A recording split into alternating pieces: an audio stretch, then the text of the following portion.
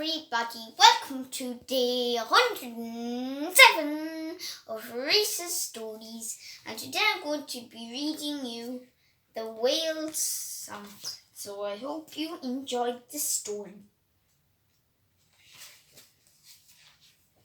Lily's grandmother told her a story once upon a time. She said the ocean was filled with whales. They were as big as the hills. They were as peaceful as the moon. They were the most wondrous creatures you could ever imagine. Lily climbed onto her grandmother's lap. I used to sit at the end of the jetty and listen for whales, said Lily's grandmother. Sometimes I'd sit there all day and all night. Then, all of a sudden, I'd see them coming from miles away. They moved through the water as if they were dancing. But how did they know you were there, Grandma? Asked Lily. How would they find you? Lily's grandmother smiled. Oh, you had to bring them something special, a perfect shell or a beautiful stone. And if they liked you, the whales would take your gift and give you something in return. What would they give you, Grandma? Asked Lily. What did you get from the whales? Lily's grandmother sighed. Once or twice, she whispered. Once or twice, I heard them sing. Lily's Uncle Frederick stomped into the room.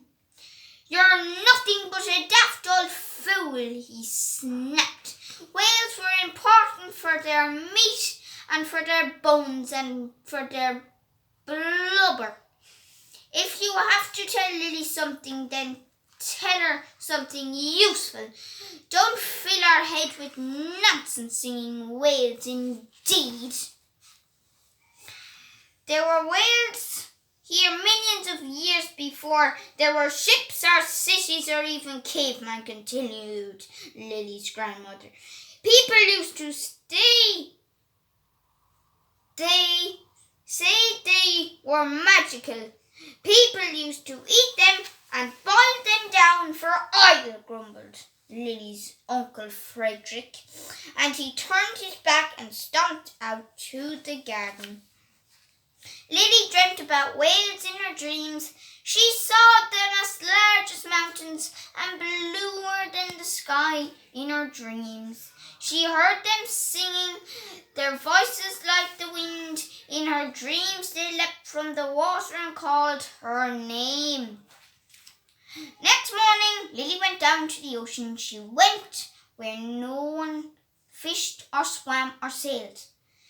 Their boats, she walked to the end of the old jetty. The water was empty, and still out of her pocket she took yellow flour and dropped it in the water. This is for you, she called into the air. Lily sat at the end of the jetty and waited. She waited all morning and all afternoon. Then as dusk began to fall, Uncle Frederick came down the hill after her. Enough of this foolishness, he said. Come on home.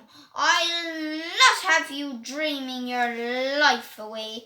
That night Lily awoke. Suddenly the room was bright with moonlight.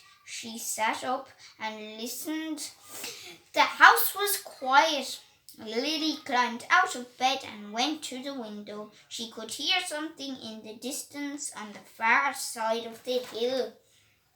She raced outside and down to the shore. Her heart was pounding as she reached the sea. There, enormous in the ocean, were the whales. They leapt and jumped and spun across the moon. Their singing filled up the night. Lily saw her yellow flower dancing on the spray. Minutes passed, or maybe hours. Suddenly Lily felt the breeze rustle. her nightdress and the cold nip at her toes. She shivered and rubbed her eyes. Then it seemed the ocean was still again, and the night black and silent. Lily thought. She must have been dreaming. She stood up and turned for home. Then from far away, on the breath of the wind, she heard Lily, Lily. The whales were calling her name. The end. I hope you enjoyed that lovely story called The Whale's Song. And the characters again in it were Lily, the grandmother, and Uncle Frederick, and the whales. So I hope you enjoyed that story, and I guess I would see you all tomorrow for day 109. I'm actually just joking. And so I guess I would see you all tomorrow for day 108 of Rhys's Stories. And don't forget to check out poetryforkids.com, which is Ken Nesbitt's website, and adamscloud.com, which is Benji Bennett's website. And don't forget to subscribe and follow me on Instagram. Bye. Leave a like, comment on my Instagram page. So I guess I would see you all tomorrow. Bye.